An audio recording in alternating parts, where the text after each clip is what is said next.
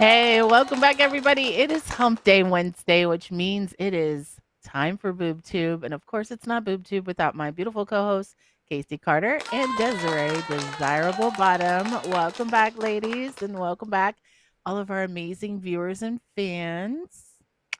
Hey, hey, hey. And speaking of fans, Jason, what up? Oh, oh, snap. He is back in his front row center seat, the mm, first one to be in the chat waiting for us to go live. Hello, Jason. We're Jason. so happy Hi, to hi, see you. We're hi. glad you're back. Ha! It's been a week. It's been It's a been a week. week. I will say this. One of the things I did wake up sick again this morning, and I was telling Casey when we came on, I wasn't sure if this is like lingering from Vegas or if this is something new, like the Vegas thing went away and this is something new. What regardless, I woke up sick this morning. And the great thing about being sick is it gives you plenty of time to watch TV and catch up True. on some things that I had not been catching up on. So So, I have some juicy, good stuff that I'm really excited to share with you guys. What's your week been like, ladies? ooh, I'm gonna smile. I'm gonna smile. I'm just gonna smile. That Here's what's says so crazy. much. No, no, no. Wait, hold on. Hold on.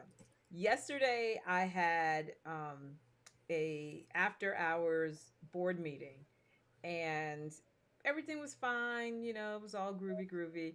And there came a moment where one of my board members, just without giving you all the long drawn out details, got snippy with me. And I asked a question. He was talking and I broke in to ask a question, and he turned to me and said, "I'm not talking to you." And I said, "Excuse me?" Uh-uh. Yeah. Oh yeah. Oh yeah. I was so heated. So heated. So heated. So I was so heated, and I had a 7 o'clock phone call, and I came and I was doing everything I could to calm myself down. I literally wrote a sticky note and put it on my computer where it was in my line of sight that said, "I am okay." And I had to keep saying, I kept saying it over and over again. "I'm okay. I'm okay. I'm okay. I'm okay." I a So, thousand percent understand. and so that by the time I got on my call, I was okay. But man, I had never done anything like that before, and I was literally sitting here at my desk fuming, and I was going to be on a Zoom call, and I'm like, I don't want to be fuming, and I don't want to be on a Zoom call fuming. So, True. Understandable. I understand. It was like that Yeah, at ABM. exactly. I had a little situation face to face where someone was I was visibly trying to ignore the situation and like it was so busy that I couldn't walk faster, so I was stuck. And they were antagonizing and like just going above and beyond to like draw me in. And the mm. more that I tried to get away, it seemed like the more I stayed stuck. And I was like, it there were moments where I was like, I'm just gonna slap her.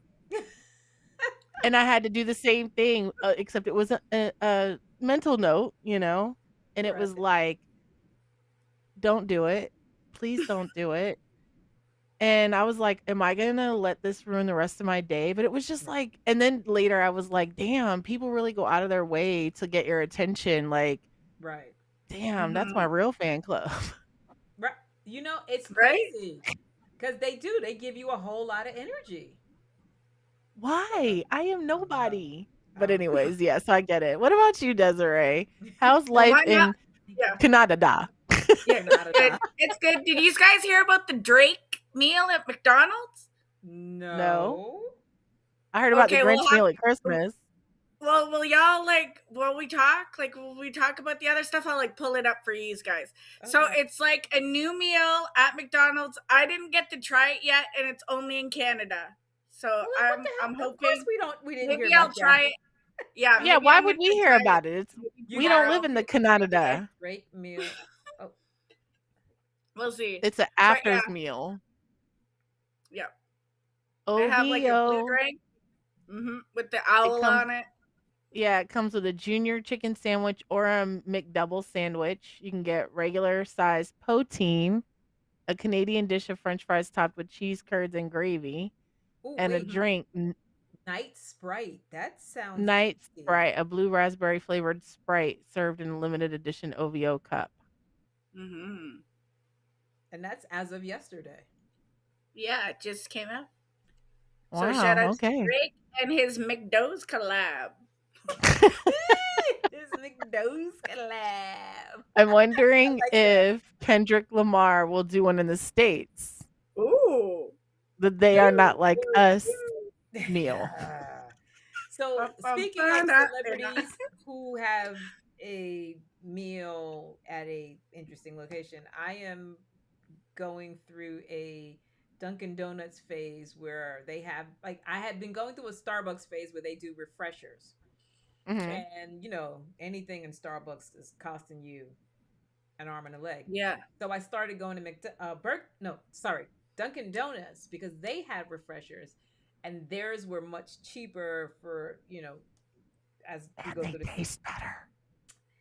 Well, there's it was anyway. Anyway, um, they have a beverage on their menu for Megan the Stallion. Ooh. Oh. Cool. Hmm, hmm. Have not tried it.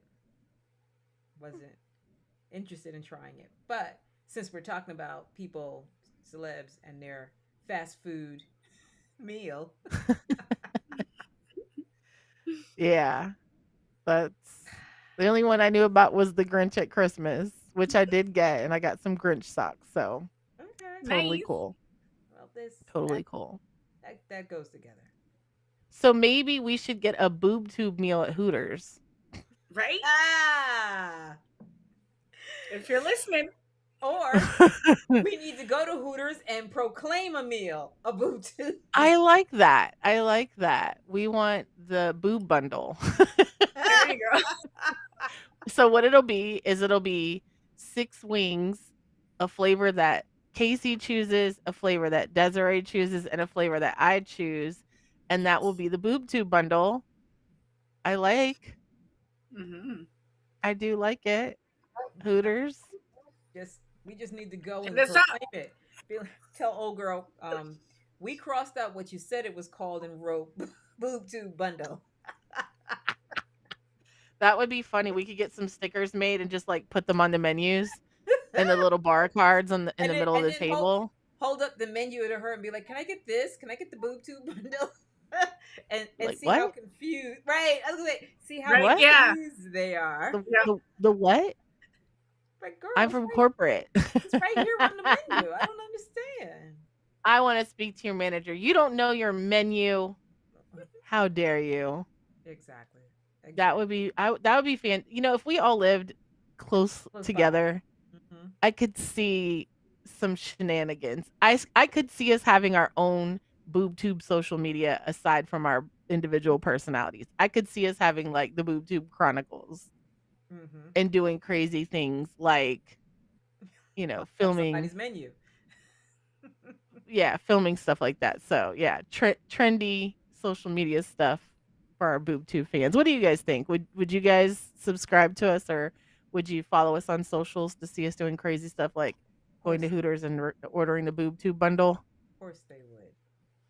What I'd also like to know, and let us know in the comments, what flavors of wings would you want in the boob tube bundle? Ooh, Now heck I'm yeah. curious about that because I'll tell you straight up, I am all about the heat and I love spices. So Did that's you ever I am try the wing thing where you can buy the kit? I don't know if it's like the sauce you put on them, but there's like a kit you could buy and it's got like different flavors of heat. Look it up. I'll have That would be kind of dope. to look it up. mm, It's like starts off mild and then it goes really hot, Moist, and they have like all the celebrities doing it on YouTube. of oh course. yeah, there's a podcast Yeah, where they try different hot sauces. There we go. Mm, Yeah.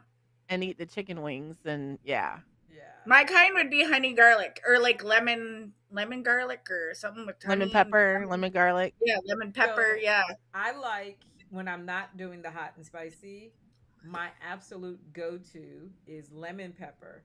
And then there's a spot here that I was going to that you could mix your flavors. And so I Ooh. had started doing lemon pepper and honey lemon pepper Mmm. on Mm. my lemon That pepper. sounds But good. here's what's crazy, the honey really adds a very different vibe to it because the lemon pepper is really the lemon part of the lemon pepper is really a lot has a lot to do with salt. So if you can imagine having the salt and and the sweet of the honey, Mm. yeah, No noms. I'm yeah, hungry. yeah, yeah. I love buffalo wings, just mild and pretty basic. But I did get a wing out in California, I don't know, quite some time ago, and it was at a Hawaiian spot, and they had these it was like a Hawaiian, kind of like a sweet and sour with pineapple and Mm. coconut, Ooh. Ooh. but it was like a kind of like what you said, like, it had like, there had to be some sort of, like, hot sauce in there, so it had, like, a tang, it had a sweet, it had a sour, and it tasted delicious. I couldn't tell you what was in it. I could just So tell you it was some kind of Hawaiian wing, and it was so good. So good. so I'd probably venture to guess because there's a restaurant called Bahama Breeze and they have a flavor called mango habanero. Mm. It's probably what you're describing is probably along those lines, Yeah. especially with the pineapple in there. Yeah, it was really Lost good. me at coconut, but Mm. It was like it didn't you didn't taste the coconut, like, a whole lot, so it wasn't like a main flavor, but okay. there was a hint like, when I tell you it had, like, a sweet and a sour, and then it Mhm. had like, it was just, You get I don't what's know what nice. was in it. I can What's just tell nice is you that that I you're. ate every last one.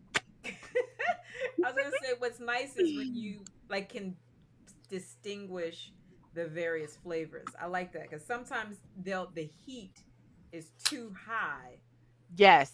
and so you can't Hmm. taste anything Agreed. but heat. So I like it that you can taste the other flavors in there. Yeah, for sure.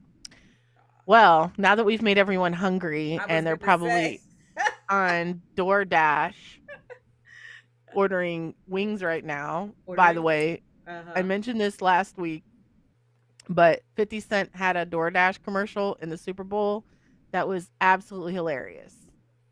Absolutely hilarious. So if you get a chance, check that out on the Boob Tube YouTube. YouTube.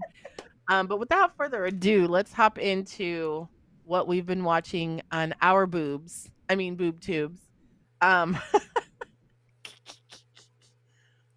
I'm excited. I don't know if we've talked about this before or if it just came out, but I watched Badlands Predator. Oh, what did you watch it on? Because I want to I say, want to say it was Hulu. yeah, I want to say it was originally on FX. Yeah, which Hulu is the Yeah, FX is on Hulu. So yeah, it was yeah, that would probably be a pretty good guess. yeah. Because I did watch. That was good. What'd you think? I thought it was great. Same. I was unsure. I mean, I just feel like there's like only so like because the Predator series, like they've done so many movies, and I was like, some of them kind of bleed in together, and they almost are very similar. Mm-hmm. This one was very different. It was very much like Predator. The first one or the one that goes back in time to Mm-hmm. the natives. I can't think of what it's called. Prey. Mm-hmm.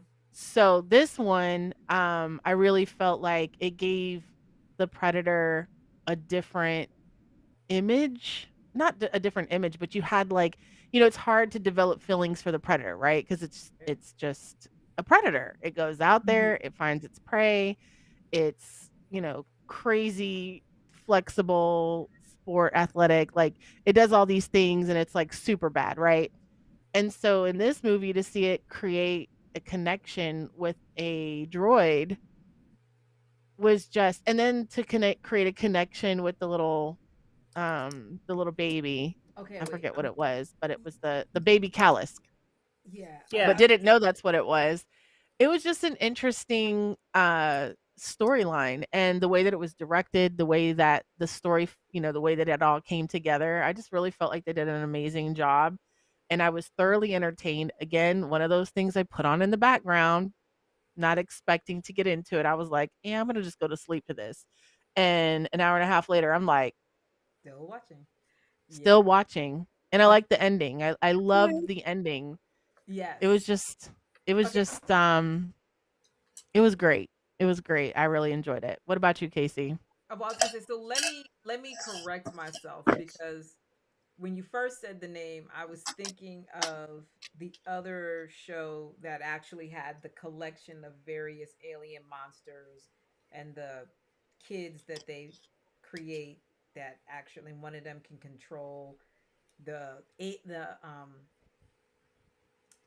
alien. So I had my stuff mixed up.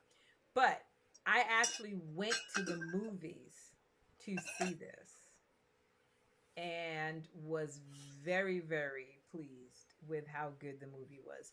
It Mm-hmm.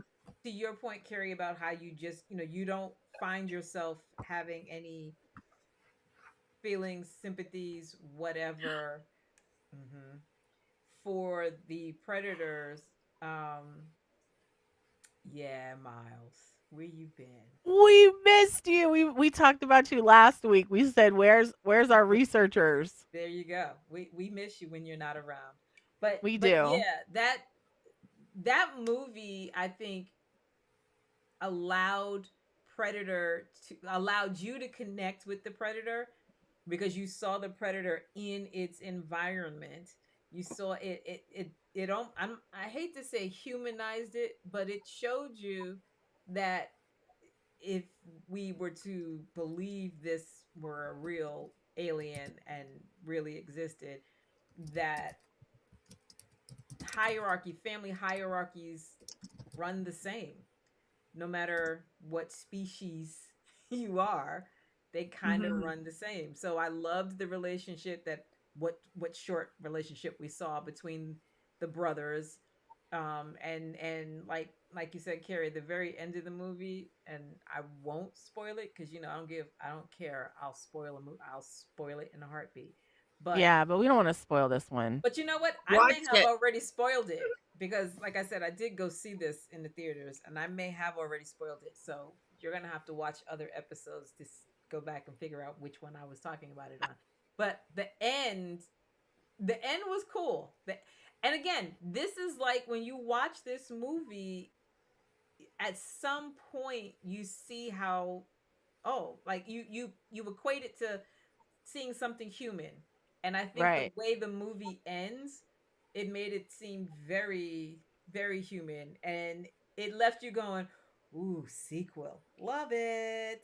Yes. Love it. Yes. Yes. I will say two things that took place in this movie that were very moving for me. One, we get to see the dynamic of what do they call them?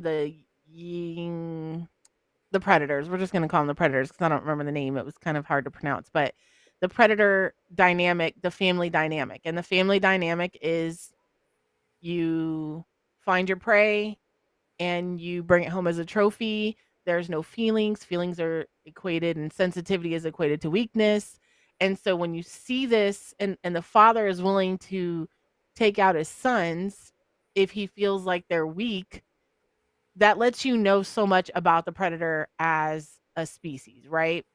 But the other thing that was very moving for me was being able to see that, like, the predator made a choice. Like, yes, this is the family dynamic that they were brought into, and this is how he's been raised his whole life, and he's been thinking all these years that he's this weak predator, only to experience another life experience and make a decision that that's not how he wants to live his life, and in fact went back and, yeah, we're not gonna spoil, but I'm just saying, like, it was, you have the choice to accept this in your life or not to accept this in your life. So there was like a deeper message in it that was very profound and very much like, while he's a predator, and that's how the predators are raised, and that's what they're raised with. He made a choice Mhm. to not continue, and he said, "I have my own clan." Boom.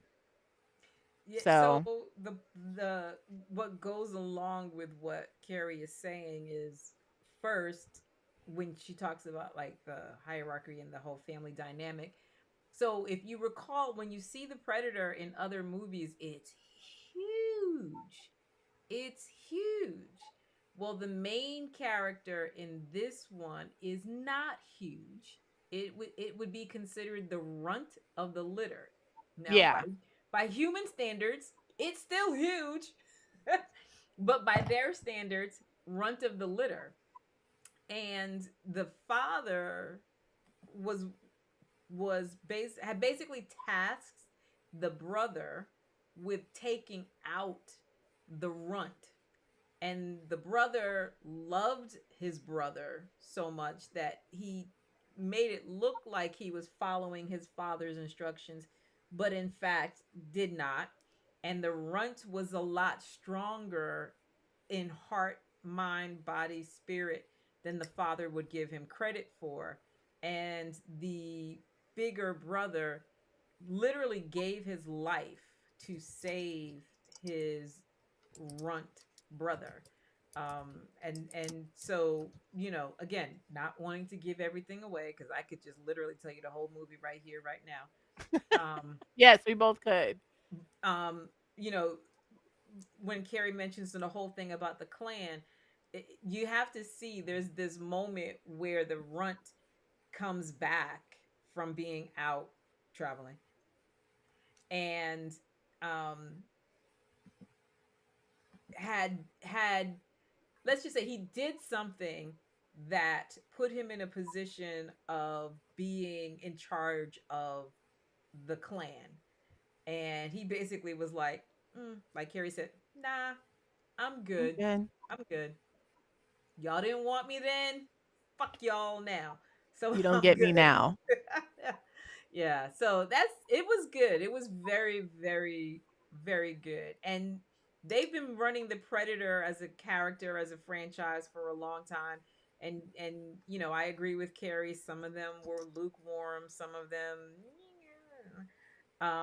this one I think reinvigorated the interest in that character. I think the way that they're so Prey took Predator back to before current times. So it's like, the end of the 1800s, early 1900s, the natives. It put the Predator in a completely different like time period, but also with a different type of people. So you got to see how the natives responded to this invisible threat, because remember they didn't know about the cloaking and all this stuff, because this is long before technology. Where this one is in the future. This is future technology. This is, you know, circa 3050 or whatever, where, you've got droids that are conducting research and going across the universe instead of sending humans. And there's other things as well. So it's very interesting how they're successfully taking the Predator franchise and redeveloping the script and the storyline to fit into other time periods and other, like they're on a whole different planet in this one. So I really enjoy stuff like that. I felt like the Predator, first couple of Predators were really good, and then after that, they just kind of got like you said, like kind of like Fell off. the same thing. Like, okay, we got Arnold Schwarzenegger and Danny Glover. Okay, cool, fantastic. They're gonna fight this invisible alien, scary invisible alien that hops from tree to tree. Like, okay. So, I mean, I liked it. I definitely recommend if you're looking for something exciting to watch. It is There's other things that I wanted to watch, but the thing that I'm really getting irritated about all these streaming services is that now they have the things that you can watch as part of your $30 subscription, and then all the things that you can rent for 20 or $30 more, and that is Yeah. really freaking annoying. Right. So, anyways, I enjoyed it. It's on Hulu FX. Casey, what you got for us? I know you Yeah. got something good and juicy. Well, that I do. Mm. That I do. So, Whoop, whoop. Ooh, let's talk Yes. about the cheese may. okay, hold on. Let me see. Somewhere Woo-wee. in here is the title. Netflix documentary. Uh Yeah, no, I'm messing it up. Okay, so we'll just leave it. But this is America, the reality check, America's Next Top Model. And I got Yeah. hip to it because someone mentioned it to me and I was like, I thought they were talking about the actual show America's Next Top Model. And I was just scrolling through Netflix last night and was like, oh, oh my God. So there are 3 episodes to this docuseries, and I've been through 2 of them.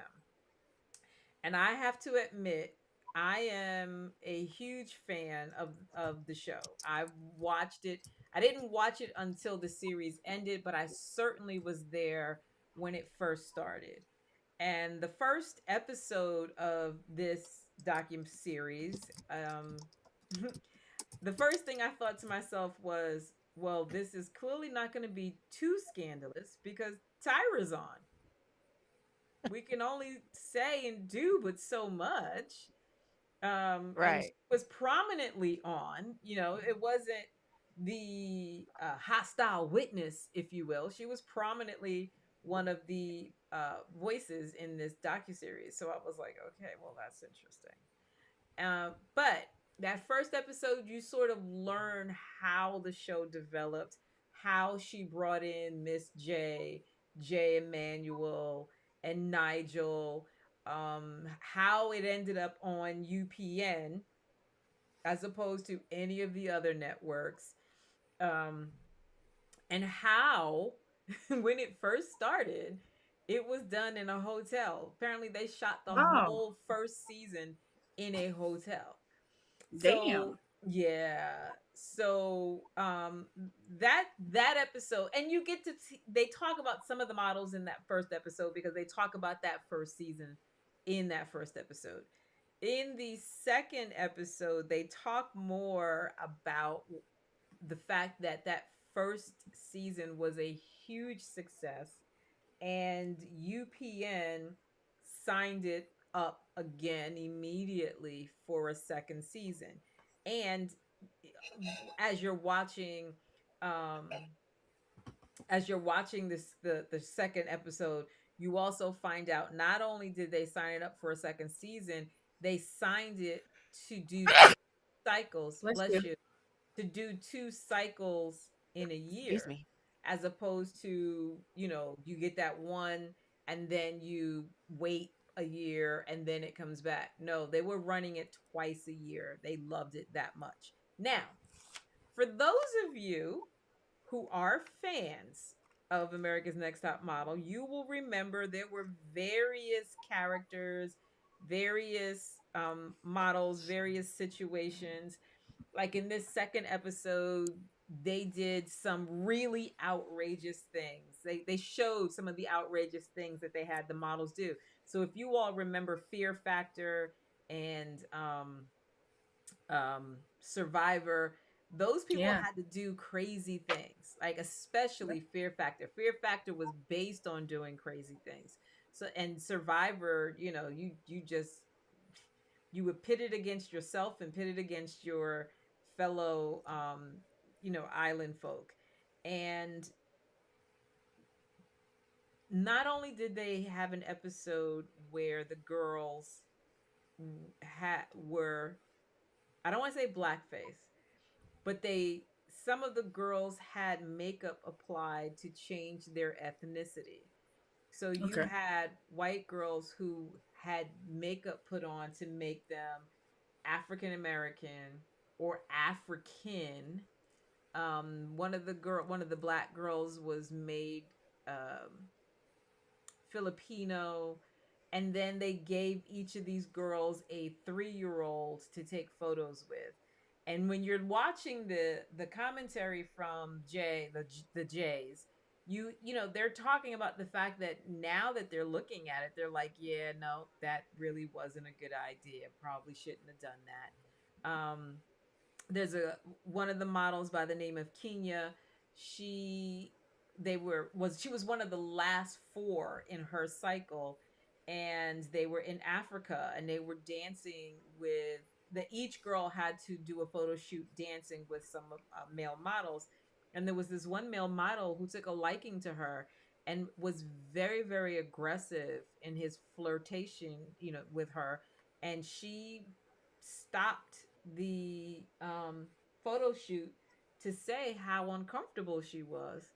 And she said that, you know, the crew had looked at her like the audacity to stop the show. And when you're looking at the crew, they do. They give her this look like, girl, what? No. And so Jay Manuel says that, you know, there's like 50 of us here, you're safe, you're fine, you're whatever, just going ahead, you know, let's wrap this up.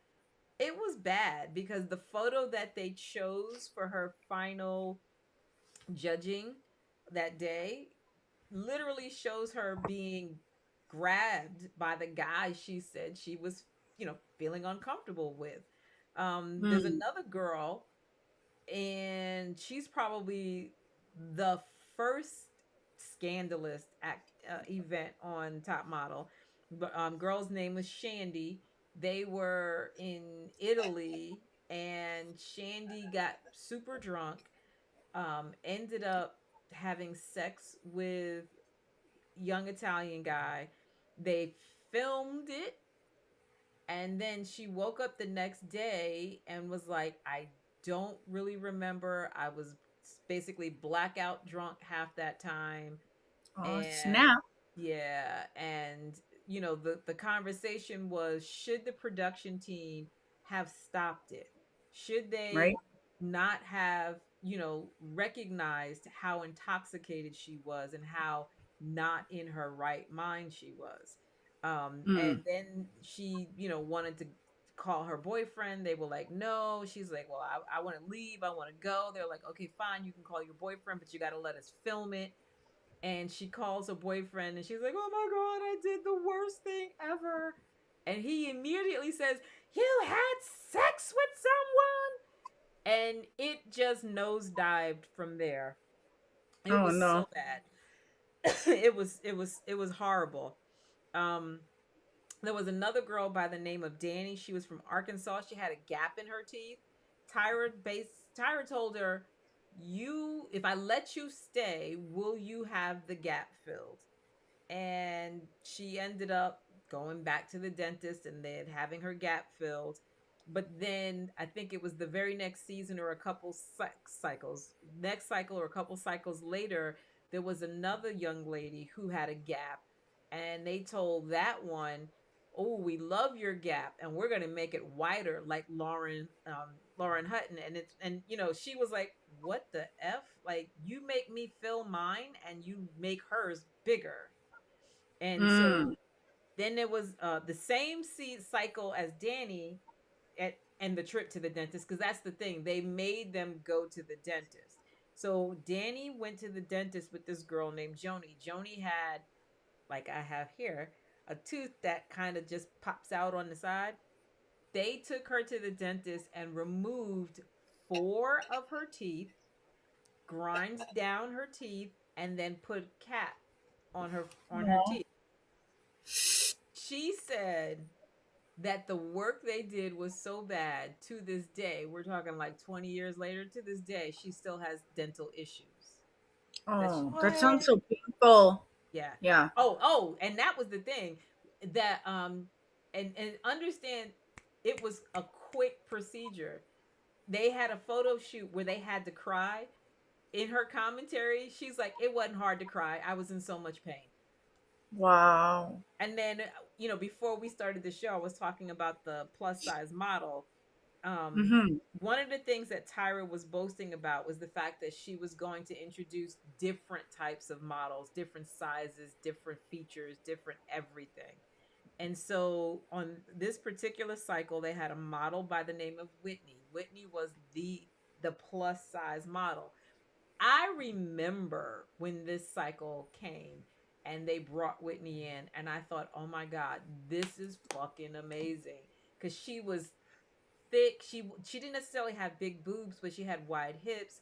She looked big.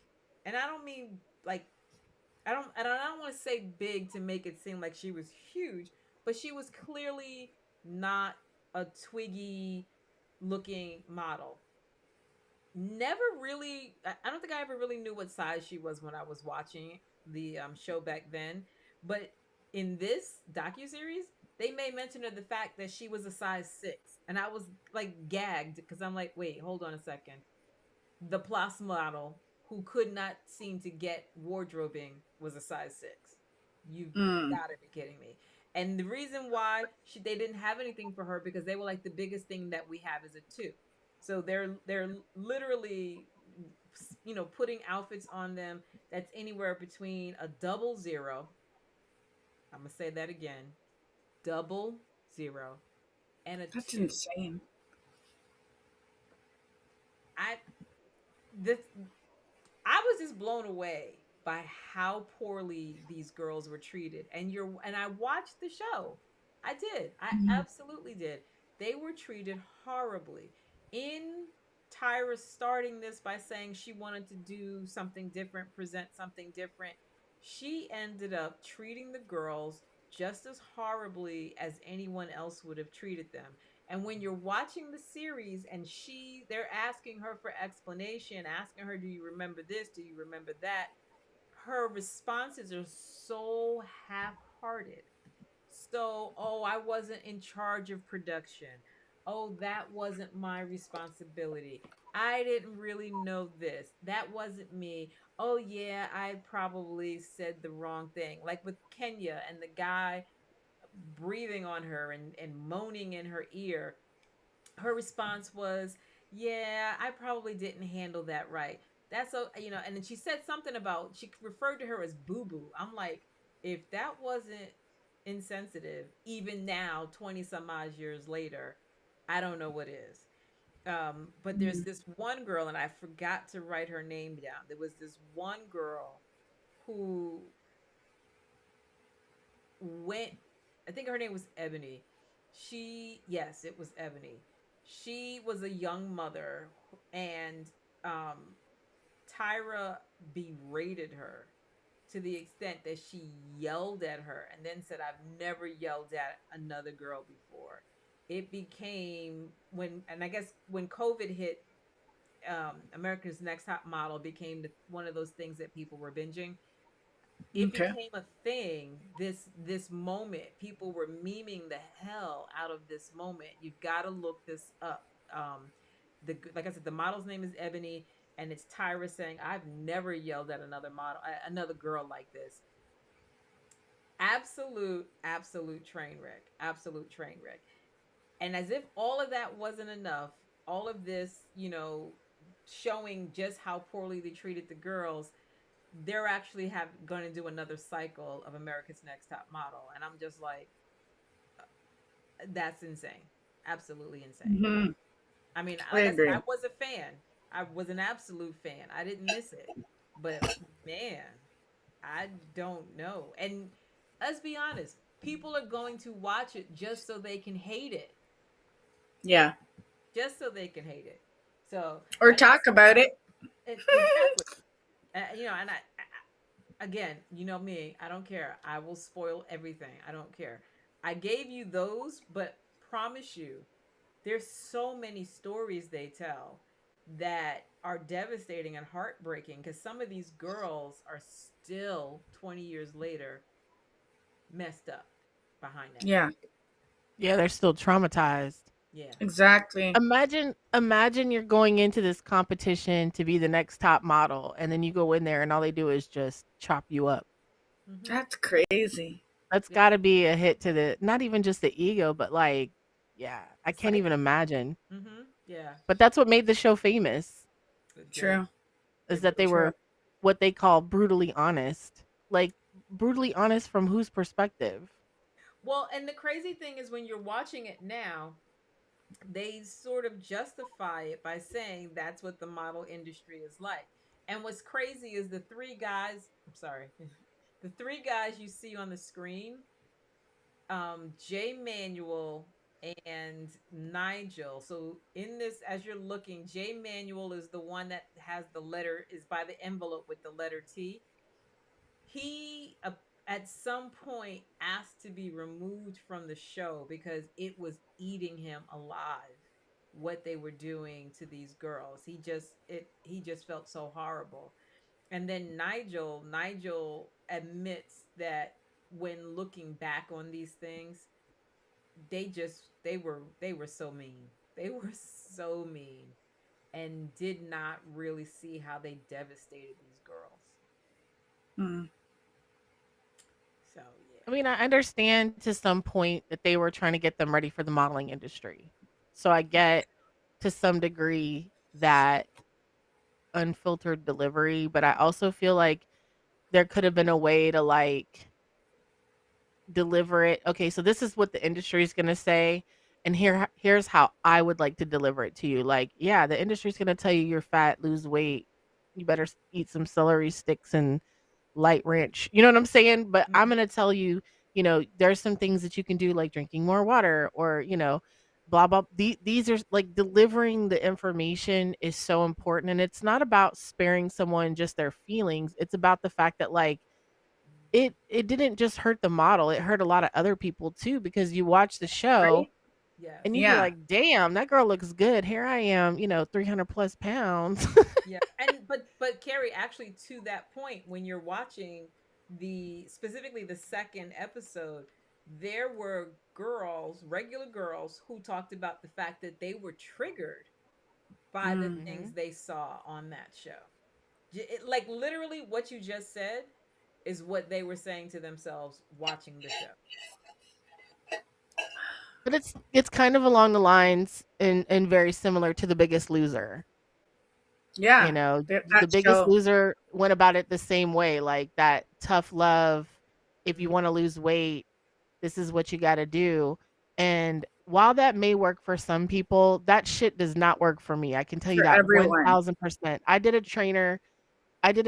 Someone gifted me 10 visits with a trainer, which was a very costly and Mm-hmm. expensive gift. And I was eternally grateful.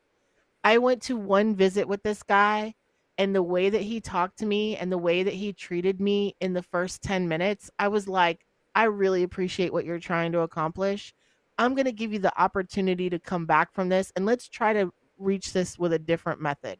I'm like, that whole tough love, talking to me like a drill sergeant shit doesn't do anything but piss me off and make me want to eat more and make me want to sit on your face and fart. That's what it makes me want to.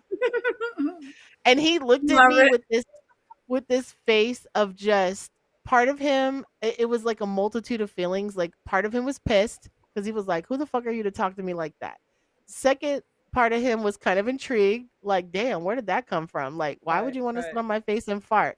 And the third part was he was also like, I know she's not talking to me like that. So, we try to go on. I let him show me the equipment.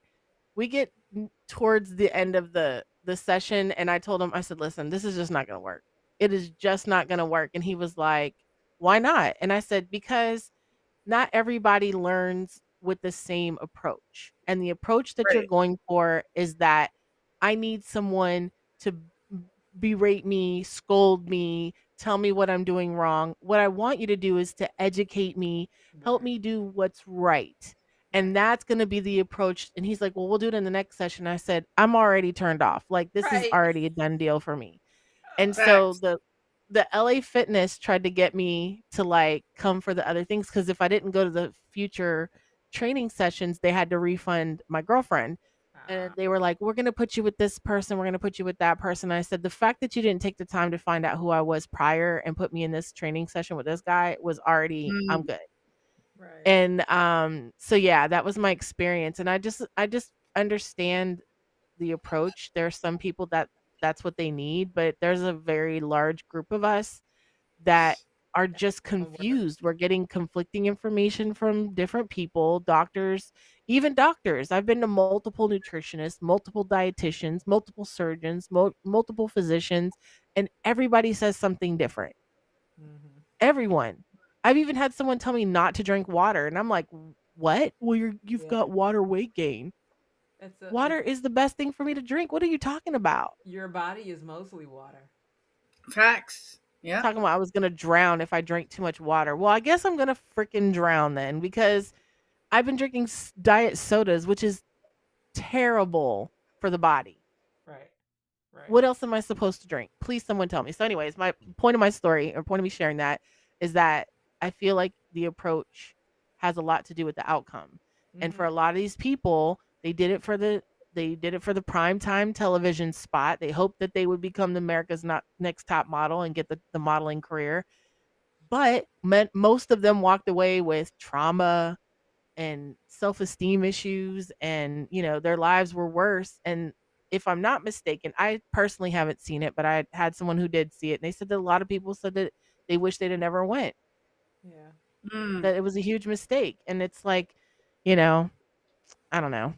Yeah. You ain't about to talk to me like that, because I'll be like, is that a double chin I see? Shut the heck up. So what have you got, Anyways. Desiree? Okay, I'm gonna talk about. It's called Field of Generals: History of the Black Quarterbacks. Don't do it, So Desiree. Ooh. Talk about the other. yeah, I want to talk to you guys about it. Oh, okay. So Hold on. Let me take so note. Go ahead. Go ahead. okay, so it's a 4-part docu-series on Prime Video. It explores the long, complex journey of the black quarterbacks in American football. Produced by Peyton Manning, Omaha Productions, and executive producer Russell Wilson, the series blends archival footage with powerful first person interviews and legendary and modern quarterbacks. The series Can we begins by can we examining get that in Vietnamese, please?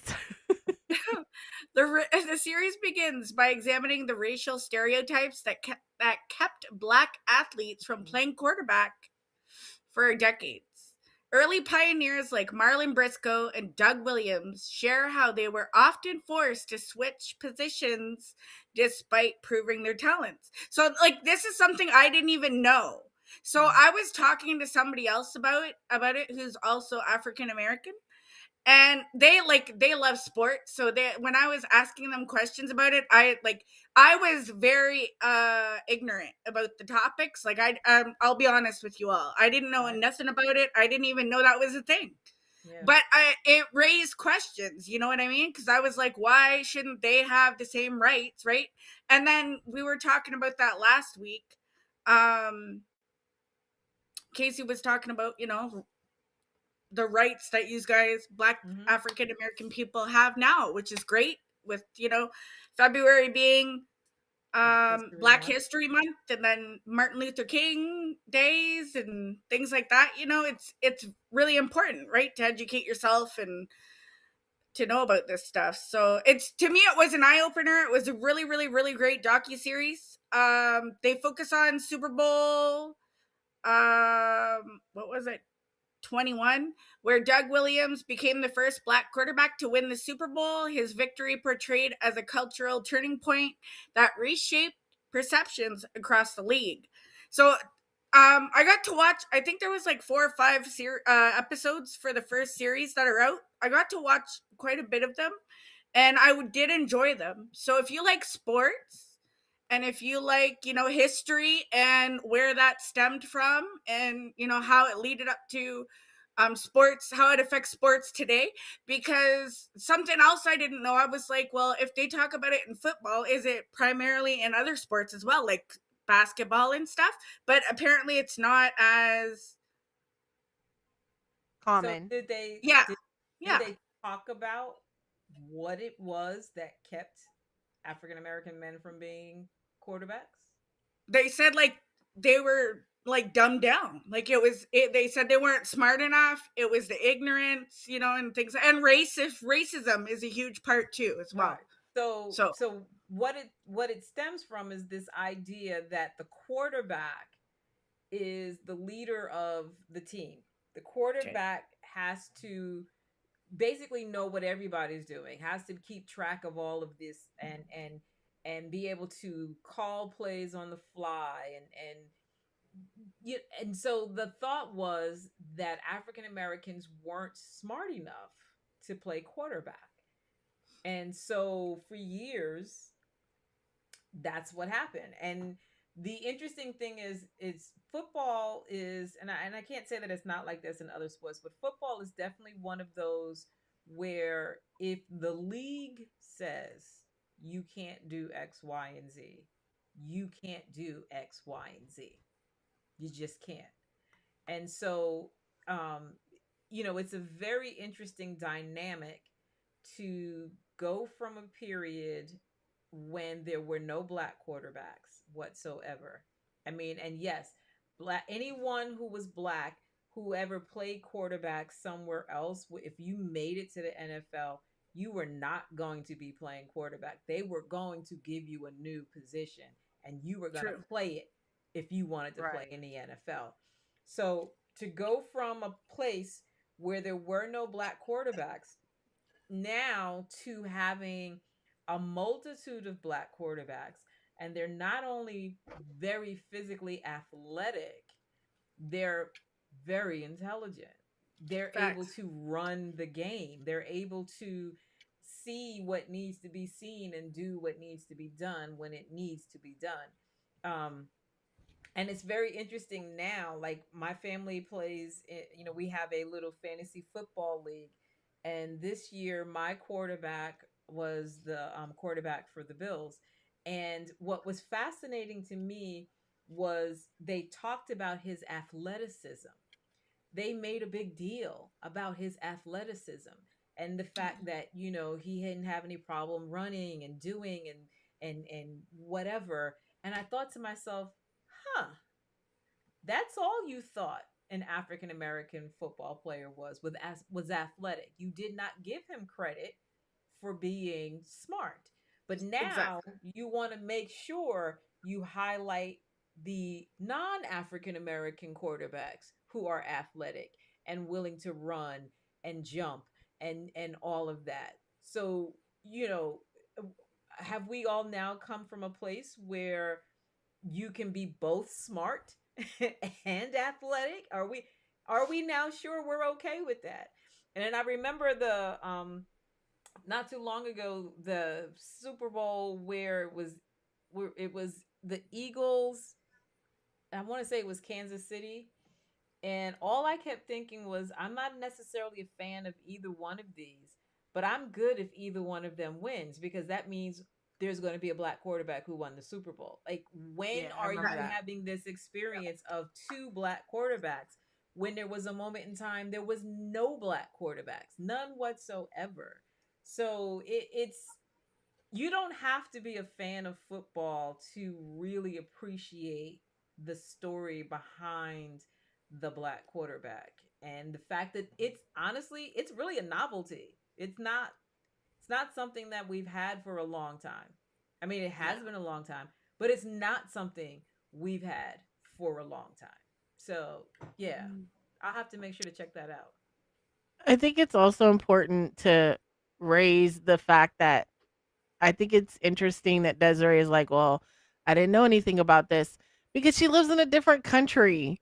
The environment and racial climate there, like while racism does exist in her country, it's not as Um. widely Yeah. common, and we talk about it all the time. Like if you look at our media, it is constant because it is very, very terrible in our country. And it's very unfortunate, but it's like when she was saying like, "Oh, I didn't know this." It reminds me because I have a friend that lives in Europe, and she's like, "We don't have those problems, and if we do, they're very isolated. It's not like, as common as it is in your country." And so when you talk about certain things and certain discriminatory offenses and things of that nature, like she just looks at me kind of like she doesn't understand what I'm talking about. And, I had to remind myself, like, yeah, she lives in a different country. She's had a different life experience. And so even though, we've talked about this as well, like I can't say I've had the experience that Casey has had. I live in a country where I watch this stuff all day, every day. And I It's hate being on social media because of it. the It's country very, very sad and unfortunate. going Mm-hmm. back to what you said about Desiree being in Canada and your friend in Europe, let's be honest, our country was built on racism. Yes. Literally built on racism. From the moment the colonizers got here and stole the land from the natives to the moment they brought people from Africa, not just to the States, but they stopped South America, the Caribbean. They were dropping black folks off everywhere along this route from Africa to the United States. So yeah, we this country was literally built on this, which is why it being transparent. I don't think we'll ever get rid of it or that it'll ever necessarily be under control. It is who we are as Americans, sadly, but it is who we are. So, Mhm. unless you built a whole nation using the backs of other people, it's you don't understand the depth of it. You just don't understand how it's a part of our everyday experience and not easily controlled. I mean, it's yeah. But you know what time Mhm. it is? I Mhm. do. Can we end this on a better note? Because I that was just gonna seemed like say it got deep quick. It's it real did. talk. We keep It the is boob real to talk. 100. It We is I do. like real We talk. it. do. I do too. I do love that. But next week, on a Whoop, brighter note, whoop. 9 p.m. Eastern Standard Time every Wednesday, right here on EXXXOTICA.tv. You can see us streaming on YouTube, but also on Twitter. We love hearing from you. So make sure you subscribe, like, follow, comment, share, do all the things with myself, Kari Anthony. Hello. Casey Carter. Sorry. And Desiree, desirable bottom. Woo Whoop, whoop. woo. You can come with us every Wednesday. Talk about some TV and some movies and some streaming and sometimes some history. Hell yeah. Yeah. And you can also meet us live and in person along with some of your other adult entertainers, companies, and celebrities in Chicago, Illinois, April 10th to the 12th. In Minneapolis, Minnesota, it's our first year there. Super excited. And it's during Pride Week, June 26th to 28th. And right before the Halloween, Edison, New Jersey, October 23rd to the 25th. If you've ever wanted to see a lot of hot babes in costumes, Edison, New Jersey is the one for you. And to warm things up in the midwinter, Miami, Florida, December 4th through the 6th. Make sure you go to exxxoticaexpo.com.